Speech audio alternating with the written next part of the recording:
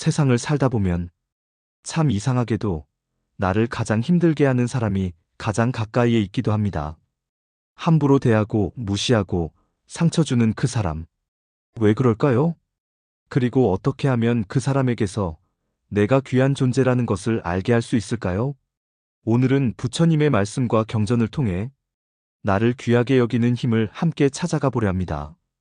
회사에서 자꾸 나를 무시하는 동료가 있어요. 회의 중에 말을 끊고 내 아이디어를 가로채기도 하고요. 아무리 마음을 다잡아도 자꾸 속이 상하고 화가 납니다. 이럴 땐 어떻게 해야 할까요? 또 가족 중에 늘 내 마음을 아프게 하는 사람이 있어요. 도와줘도 당연하게 여기고 고마움은커녕 함부로 말을 해요. 왜 나는 이렇게 무시당해야 하나 그런 생각이 들 때 어떻게 해야 그 사람도 나를 귀하게 볼까요? 상대가 누구인지 먼저 살펴보기. 부처님께서 말씀하신 자비는 무조건 참으라는 뜻이 아닙니다. 먼저 상대가 누구인지 살펴보아야 합니다. 모두에게 동일하게 대처하면 안 됩니다. 지난번 영상에서처럼 나르시시스트는 상대를 반복적 의도적으로 타인을 도구화하려고 합니다. 개선의 가능성은 거의 없습니다. 자비로 대처하면 오히려 악용하려고 합니다. 그런 사람은 건강한 거리두기로 경계 설정을 하여야 합니다. 그때 미움보다는 연민과 자비로 마음을 정리함에 주의해야 합니다. 나르시시스트에게는 자비만으로 해결되지 않습니다. 경계를 세우고 거리를 두는 것도 자비의 한 형태입니다. 이 구분을 기억하며 지금부터 부처님과 제자의 대화를 통해 나를 귀히 여기고 존엄을 지키는 방법을 배워봅니다. 살면서 누구나 한 번쯤은 마주치는 이 질문. 오늘은 부처님과 제자의 대화를 통해 그 답을 함께 찾아가 보겠습니다. 1. 나를 귀히 여기는 마음이 시작입니다. 부처님은 법구경에서 이렇게 말씀하십니다. 자신을 해치는 자를 사랑하지 말라. 먼저 자신을 보호하고 닦은 뒤에 남을 이롭게 하라. 이 말씀은 다른 사람에게 존중받고 싶은 마음도 좋지만 먼저 내가 나를 귀히 여기는 마음이 우선이라는 뜻입니다. 남이 나를 대하는 태도는 내가 나를 대하는 태도를 닮아갑니다. 내가 스스로를 하찮게 여기고 스스로를 함부로 다루면 타인도 자연스레 나를 가벼이 대합니다. 부처님께서 강조하신 자의 METT의 시작은 바로 나 자신에게 보내는 따뜻한 마음입니다. 어느 날 한 젊은 제자가 부처님께 와서 이렇게 물었습니다. 세존이시여, 저는 아무리 잘하려고 해도 사람들이 저를 무시합니다. 도와줘도 친절을 베풀어도 가볍게 보고 말도 막대합니다. 어떻게 하면 저도 귀하게 여김을 받을 수 있을까요?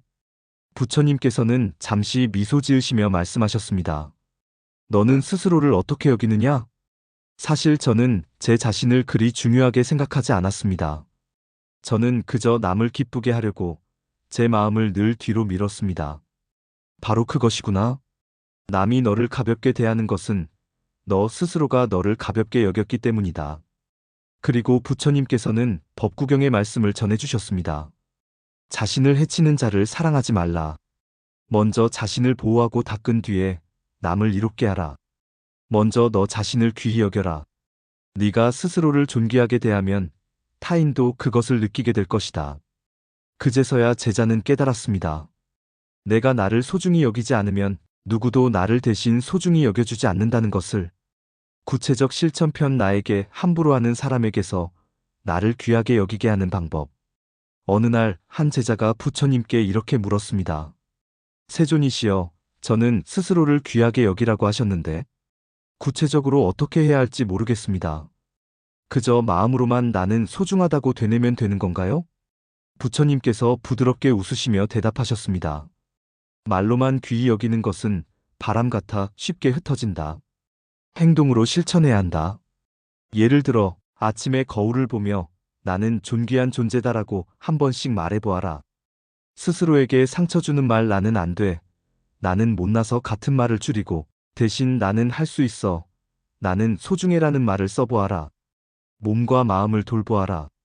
잘 먹고 잘 쉬고 나를 아껴주는 사람과 시간을 보내라. 무례한 말을 들었을 때마다 내가 별것 아니지 하지 말고 저 말은 그 사람의 문제고 나는 여전히 소중하다라고 속으로 말해보아라. 이런 작은 실천들이 쌓여 내 마음에 나는 귀한 존재라는 뿌리를 내리게 한다. 그 뿌리가 깊어지면 타인도 그 향기를 느낄 것이다. 제자는 고개를 끄덕이며 말했습니다. 이제부터는 말과 행동으로 저 자신을 귀히 여기겠습니다. 구체적 실천 팁. 거울을 보며 매일 나는 존귀한 존재다라고 말하기. 나는 안 돼 대신 나는 할 수 있다 말하기. 몸과 마음을 돌보기. 무례한 말을 들었을 때 저 말은 그 사람의 문제다라고 속으로 말하기. 이런 작은 실천들이 너의 마음에 나는 귀한 존재라는 뿌리를 내리게 한다. 2. 타인의 말과 행동에 즉시 반응하지 않기. 수타니파타에스 유티타 닙타에서는 타인의 말에 휘둘리지 말고 물 위에 뜬 연꽃잎처럼 살라 고 하셨습니다. 누군가가 나를 무시하거나 험담을 할 때 즉시 화내고 상처받고 마음이 흔들리는 것은 그 사람에게 내 마음의 주도권을 내어주는 것입니다.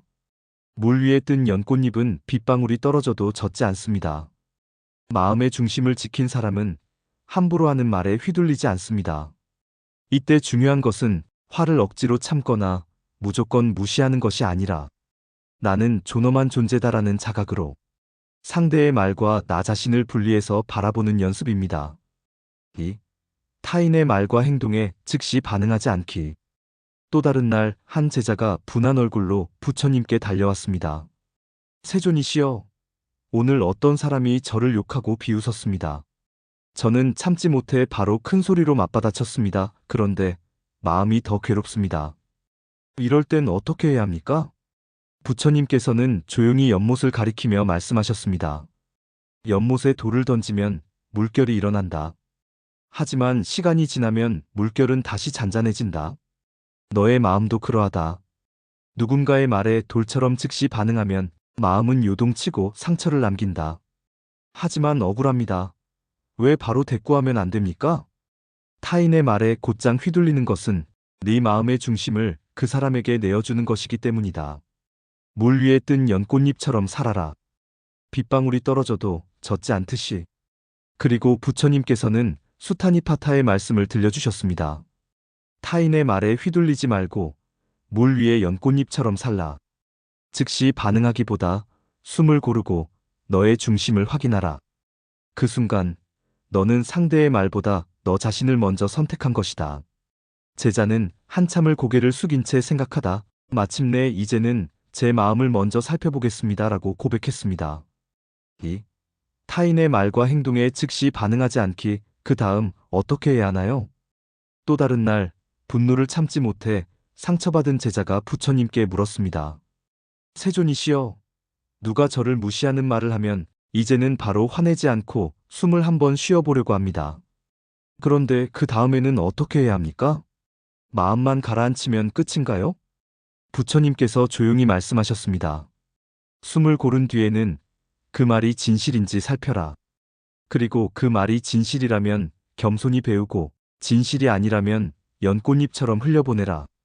그리고 그 사람이 왜 그런 말을 했을지 잠시 연민의 마음을 가져보아라. 그 마음이 너를 화에서 자유롭게 하고 네 품격을 높여준다. 마지막으로 나는 어떤 말과 행동으로 나를 지킬까? 를 스스로 물어라. 때로는 단호히 거리를 두고 때로는 차분히 나는 그렇게 생각하지 않습니다라고 말하라. 부처님은 이렇게 말씀을 이어가셨습니다. 즉시 반응하지 않는 것은 시작일 뿐, 그 다음엔 마음을 살펴보고 배우거나 흘려보내고 그리고 바른 말과 행동으로 나의 존엄을 실천하는 것. 그것이 수행자의 길이자 존귀한 삶을 만드는 길이다. 화를 참는 데서 멈추지 않고 내 마음을 지켜보고 더 나은 말과 행동을 택해야 하는군요. 실천 팁 정리. 무례한 말을 들으면 바로 숨을 크게 들이쉬고 내쉬기. 이 말이 사실인가? 를 잠시 생각하기. 사실이면 배우고 아니면 흘려보내기. 차분하고 품위 있게 나는 그렇게 생각하지 않는다고 말하기. 그리고 매일 나는 존귀한 존재라고 자신에게 말하기. 상대의 말에 내 중심을 빼앗기지 않기. 그 순간 너는 상대의 말보다 너 자신을 먼저 선택한 것이다. 3. 존엄을 실천으로 보여주기. 부처님의 가르침. 부처님께서 제자들에게 강조하신 또 하나의 가르침은 말보다는 행동으로 증명하라는 것이었습니다. 중화함경에 이런 말씀이 있습니다. 진정한 수행자는 말이 아니라 행으로 그 마음을 보인다. 우리가 늘 상대방의 인정과 칭찬을 바라며 살면 결국 상대의 평가에 휘둘리는 삶이 됩니다. 하지만 나 자신을 귀히 여기는 마음으로 언행을 바르게 하고 꾸준히 나를 가꾸고 닦아간다면 그 변화를 가장 먼저 느끼는 사람은 나이고 결국은 타인도 그 가치를 알아보게 됩니다. 존중받고 싶은가요? 존중받아야 할 만큼의 삶을 먼저 살아내면 됩니다.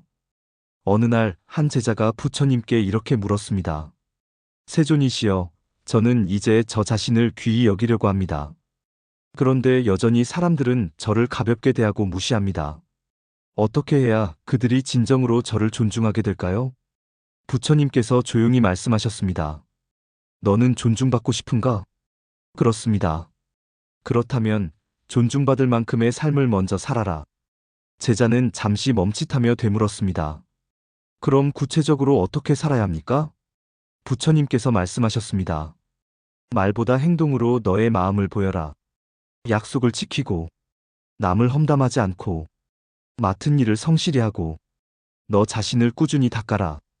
그리고 무례한 이 앞에서도 너의 말과 행동을 바르게 하여 이 사람은 쉽게 흔들리지 않는구나라는 존엄을 느끼게 하라. 진정한 존엄은 말로 주장하는 것이 아니라 일상의 선택과 태도에서 드러나는 법이다. 제자는 고개를 깊이 끄덕이며 말했습니다. 이제는 말로 증명하려 하지 않고 삶으로 제 가치를 보여주겠습니다. 실천 팁. 무례한 말을 들었다고 똑같이 무례하게 대꾸하지 않기. 작은 약속을 지키기. 말과 행동에서 일관성 지키기. 꾸준히 자신을 배우고 닦아가기. 부처님의 말씀. 그래도 왜 사람들은 저를 무시할까요? 말로 나를 증명하려 하지 말고 행동으로 보여라. 약속을 지키고 험담하지 않고 맡은 일에 성실하기. 무례한 이 앞에서도 차분하고 품위 있는 태도 유지. 진정한 존엄은 삶 속에서 드러난다. 4. 자비로 화답하라. 미움과 분노의 고리를 끊는 길. 담마파다DHAMMAPADA에서는 이렇게 말씀하십니다. 미움은 미움으로서는 끝나지 않는다. 미움은 오직 사랑으로서만 끝난다. 누군가가 나를 함부로 대할 때 같이 화내고 똑같이 무례하게 굴면 잠깐은 속이 시원할지 몰라도 결국 관계는 더 상처 입고 상대의 마음속 무시의 씨앗을 더 키워줄 뿐입니다.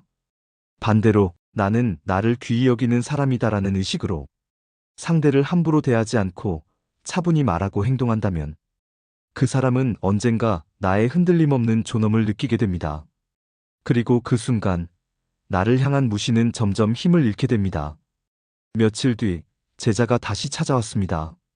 세존이시여, 저는 노력해도 여전히 상처받습니다.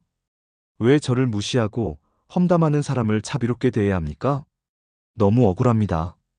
부처님께서 미소를 지으며 물으셨습니다. 불에 기름을 붓는다면 불은 어떻게 되느냐?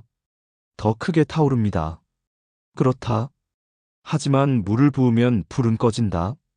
분노에는 분노로 맞서면 다툼만 커지고 자비로 화답하면 그 불은 서서히 꺼진다. 부처님께서는 담마파다의 말씀을 전하셨습니다. 미움은 미움으로서는 끝나지 않는다. 오직 사랑으로서만 끝난다. 무례한 사람에게 분노로 대하지 말고 차분히 나는 그렇게 생각하지 않는다고 말하고 마음속으로 이 사람도 괴로워서 저렇게 말하는 것이 아닐까? 하고 연민을 가져보아라. 그 순간 너의 마음은 상대가 아니라 자비로 가득 차고 너 자신을 더 귀하게 만들게 된다. 제자는 눈시울을 붉히며 말했습니다. 분노로 맞서면 결국 저 자신도 다치겠군요. 이제는 자비로 대답해 보겠습니다. 실천 팁. 마음속으로 이 사람도 괴로움이 있겠지라고 생각하기. 바로 화내지 않고 차분히 사실만 전하기. 자비의 말 그럴 수도 있겠지만 저는 이렇게 생각합니다. 부처님의 말씀. 무례한 사람에게 왜 자비를 베풀어야 합니까? 분노에는 분노로 맞서면 불만 커진다. 자비로 화답하면 불은 꺼진다. 마음속으로 이 사람도 괴로워서 저럴 수 있다고 생각하고 차분히 사실만 말하라. 5. 무례한 사람도 내 수행의 도반으로 삼기. 유마경에서는 원수는 수행자의 가장 좋은 벗이라고 말합니다. 왜냐하면 나를 무시하고 힘들게 하는 그 사람 덕분에 나의 인내심과 자비심, 그리고 마음을 지키는 힘이 자라나기 때문입니다. 생각해 보세요. 모두가 나를 칭찬하고 귀하게만 여기는 세상에서는 진정한 마음 공부를 할 기회가 없을지도 모릅니다. 나에게 함부로 하는 사람이야말로 나를 더 깊이 귀히 여길 수 있도록 깨닫게 해주는 소중한 수행의 거울이 될 수 있습니다. 마지막으로 제자가 또 물었습니다. 세존이시여, 그래도 너무 힘듭니다. 왜 제 주변엔 이렇게 저를 힘들게 하는 사람이 많은 걸까요? 부처님께서 조용히 말씀하셨습니다. 너를 힘들게 하는 사람은 너의 수행을 돕는 도반이다. 왜냐하면 그 사람이 있기에 내 인내심이 길러지고 마음을 지키는 힘이 자란다. 모두가 너를 칭찬만 한다면 너의 마음 공부는 어디서 하겠느냐? 괴로운 관계는 고통이지만 그것을 수행의 기회로 삼는다면 그 사람은 너를 성장시키는 스승이 된다. 제자는 고개를 숙이며 조금씩 이해가 되는 듯 말했습니다. 이제는 미워하기보다는 이 사람이 있어서 제 마음을 더 깊이 돌볼 수 있다고 생각해 보겠습니다. 그렇다. 괴로운 인연은 원수가 아니라 수행의 벗이다. 그렇게 바라볼 때 너의 마음은 더욱 넓어질 것이다. 실천 팁. 나를 무시하는 사람을 내 마음 공부의 거울로 삼기. 매일 감사 명상에 나를 힘들게 한 사람을 한 명 넣어보기. 그 사람 덕분에 더 단단해진 나를 발견하기. 나에게 함부로 하는 사람에게 억지로 존중을 받아내려 하지 마세요. 부처님의 말씀처럼 먼저 나 자신을 존귀히 여기는 삶을 사세요. 그리고 분노보다는 자비로, 말보다 행동으로 그 사람마저도 수행의 도반으로 삼는다면 언젠가 세상은 반드시 여러분을 다시 보게 될 것입니다. 부처님의 말씀. 왜 제 주변엔 저를 힘들게 하는 사람이 많을까요? 그들은 너의 수행을 돕는 도반이다. 모두가 너를 칭찬하면 마음 공부는 어디서 하겠느냐? 힘든 관계를 수행의 기회로 바라보기. 감사 명상에 그 사람을 넣어보기. 6. 실천을 위한 작은 수행. 부처님 말씀을 마음에 새기며 오늘부터 이렇게 실천해 보세요. 첫째, 하루에 한 번 거울을 보며 나는 존귀한 존재다라고 스스로에게 말하기. 둘째, 무례한 말을 들었을 때 즉시 반응하기 전에 한 번 숨을 크게 내쉬고 내 마음의 중심을 확인하기. 셋째, 상대의 무례함을 곧장 나의 가치로 연결하지 않고 상대의 문제로 바라보기. 넷째, 더 나은 말과 행동으로 내 품격을 지키기. 다섯째, 매일 3분이라도 나를 위한 자의 명상을 실천하기. 이 작은 연습들이 쌓이면 타인의 시선과 말에 흔들리지 않는 내 안의 존엄이 자라납니다. 부처님의 말씀. 부처님은 누구에게나 자비를 베풀라고 하셨지만 자비는 무조건 맞춰주라는 뜻이 아닙니다. 상대가 나르시시스트라면 경계를 세우고 거리를 두는 것도 자비입니다. 나 자신을 귀히 여기고 존엄을 삶으로 보여주며 미움 대신 연민으로 마음을 돌볼 때 세상은 반드시 여러분을 다시 보게 될 것입니다. 여러분, 나에게 함부로 하는 사람에게서 억지로 존중을 받아내려 하지 마세요. 부처님의 가르침처럼 먼저 나를 존귀하게 여기는 삶을 사세요. 그때 세상은 반드시 여러분을 다시 바라보게 됩니다.